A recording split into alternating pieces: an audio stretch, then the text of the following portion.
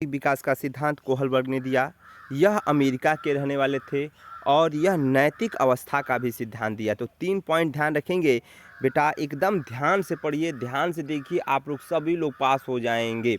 तो नैतिक विकास का सिद्धांत कोहलबर्ग ने दिया, अमेरिका के रहने वाले थे और इन्होंने ही नैतिक अवस्था का भी सिद्धांत दिया।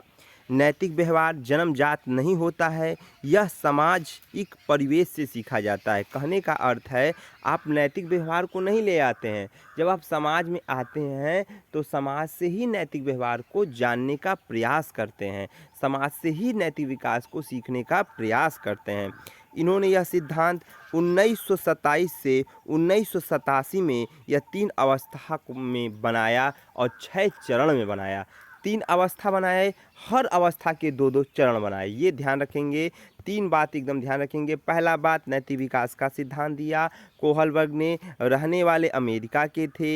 यह जन्मजात नहीं होके क्या करते हैं, अर्जित किया जाता है। कैसे अर्जित किया जाता है? सामाजिक परिवेश से अर्जित किया जाता है। और यह कब दिया गया? 1927 से 1987 के बीच में। 3 अवस्था, कितने चरण? 6 चरण। बहुत इंपॉर्टेंट है। ये चरण सार्वभौमिक होते हैं। सार्वभौमिक का मतलब होता है कि सर्वरूपीय, मतलब कि पूरे तरीके से वह चीज़ों को सिखा लेता है, पूरे तरीके से उस चीज़ों को बता देता है।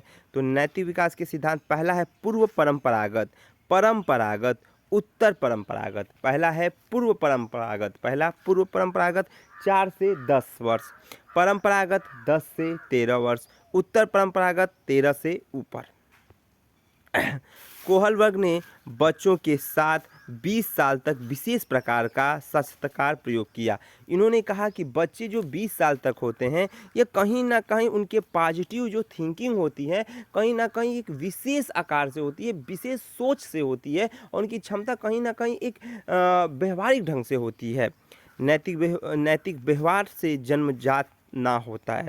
यह नैतिक व्यवहार जो होता है वो जन्मजात नहीं होता है, अर्जित किया जाता है। मैंने इस पॉइंट को पीछे भी बताया है। मतलब कहने का है कि जैसे समाज में रहेंगे वैसा ही आपका नैतिक विकास होगा। सामाजिक परिवेश से प्राप्त करते हैं। जैसा समाज परिवेश रहेगा, जैसा परिवार रहेगा, जैसी क्षमता रहेगी, जैसा ये सब चीज़ें, उसी से होता है। इसी से क्वेश्चन होता है, यह जरूरी नहीं है कि चोर का लड़का चोर बने, और यह जरूरी नहीं है कि अध्यापक का लड़का भी अध्यापक बने। यह जरूरी है कि उसका परिवेश कैसा होता है। जैसा परिवेश है, मान लीजिए चोर का ही लड़का है लेकिन उसे अच्छा परिवेश मिल गया तो वो अच्छा बनेगा। एक अध्यापक का लड़का है लेकिन उसे परिवेश अच्छा नहीं मिला तो वह खराब बनेगा। कहने का सेंस ये है। तो पहला है पूर्व परंपरागत अवस्था, 4 से 10 वर्ष।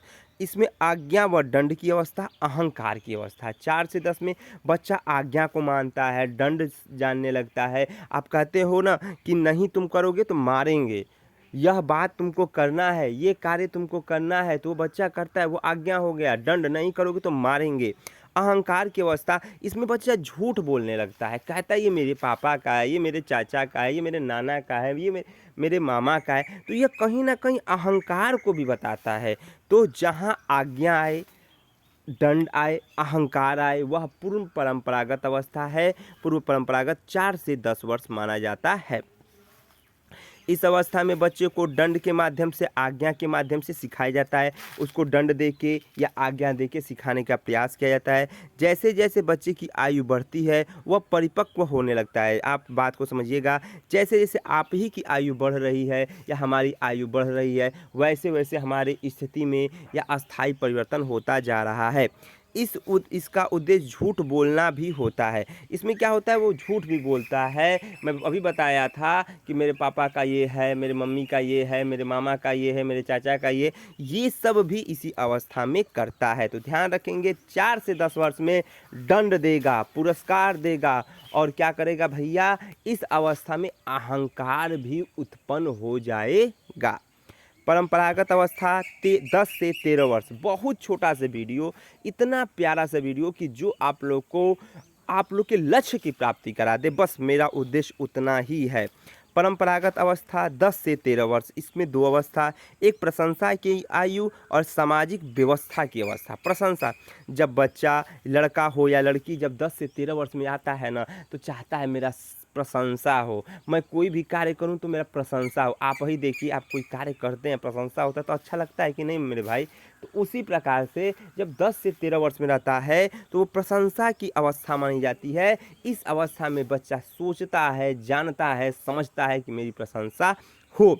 इसे सामाजिक इसे सामाजिक व्यवस्था की भी अवस्था कहा गया। यहाँ पे समाज की व्यवस्था को भी वो समझने लगता है या सीखने लगता है। इस अवस्था में बच्चा चाहता है कि उसकी क्या हो, प्रशंसा हो। वह प्रशंसी के लिए ही स्कूल में हो या अपने मित्र मंडली में हो या समाज में हो या परिवेश में हो, वो ऐसा ही काम करेगा जिससे कि उससे प्रशंसा हो, और वो काम वो नहीं करना चाहता है जिससे उसकी प्रशंसा ना हो। वह समाज को स्वयं एक लक्ष्य मानने लगता है। वह सोचने लगता है कि समाज ही मेरा एक लक्ष्य है, हमें सामाजिक रूप बनना है, हमें समाज की सेवा करना है, हमें ऐसा ही कार्य करना है जिसके द्वारा हमारे समाज में स्तर बना रहे। समाज में अच्छा कार्य करने का काम करता है। मैं अभी बताया हूँ, समाज में ऐसा ही वो काम करेगा जिसमें कि वो अच्छा हो, बुरा ना हो। तो ध्यान रखेंगे इसमें क्या था, इस अवस्था में प्रशंसा था और समाज में अच्छा कार्य करने का परंपरा था। उत्तर परंपरागत अवस्था में समाज के साथ संबंध, इसमें समाज के साथ संबंध रखने लगता है, समाज को ही अपना मानने लगता है, समाज के साथ अच्छा कार्य करने लगता है, और वह उसी कार्य को करेगा जिस कार्य से समाज में उसका प्रतिष्ठा बना रहे। तो उत्तर परंपरागत अवस्था 13 से ऊपर अवस्था माना जाता है। सार्वभौमिक अवस्था, इस अवस्था में ये माना जाता है कि वह पूरे तरीके से जानकारी को ग्रहण कर लिया है, क्योंकि वह 13 वर्ष से ऊपर हो गया है, वह कहीं ना कहीं किशोरा अवस्था में है। कानून से बच के रहने की अवस्था भी माना जाता है, क्योंकि कानून से डरता है कि कानून वाले कुछ गलत ना हो जाए, कुछ सही ना हो जाए, तो कानून से बच की अवस्था, कानून से हमेशा बचने की प्रयास, कानून के निगाह में अच्छा बनने का प्रयास, और कभी भी खराब कार्य करने की प्रयास नहीं करता है, अच्छा कार्य करने का प्रयास करता है जिससे उसे सार्वभौमिकता मिले और वह आगे बढ़ जाए।